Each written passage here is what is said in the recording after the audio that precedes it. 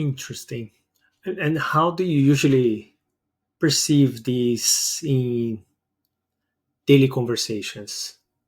That's a tough one because most daily conversations are usually very shallow. So you can't really go super deep in other topics like small talk. What are you supposed to talk about the weather? Unless it turns into a climate discussion. It's a little bit hard, but at the same time, just that observation makes you think about what we're lacking today in terms of conversations with people and how we've lost the connection points when it comes to interacting with people and not just your device. It's so funny that you're touching this because I was earlier today I was fiddling with LinkedIn, and then I saw one comment, one guy that I follow, and he was saying that he participated in a podcast that was like a 15 minutes podcast.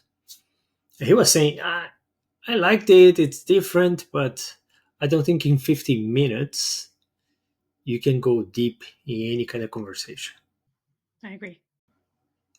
And then I was compelled to reply and say I couldn't agree more, because when I think about a podcast, I think about exploring some topics, and like we may be losing our humanity in some ways, in our human touch, because most of the time we are thinking about productivity, being efficient in every single minute of our lives.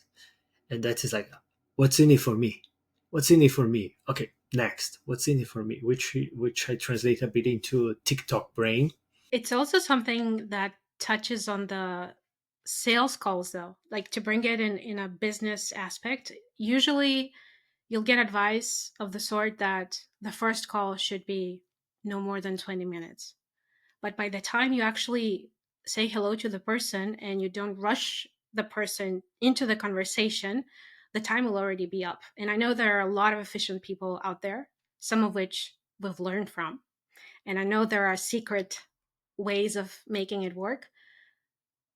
But connection wise, if that's what you're trying to build, I find it hard to make, and I feel rushed and stressed.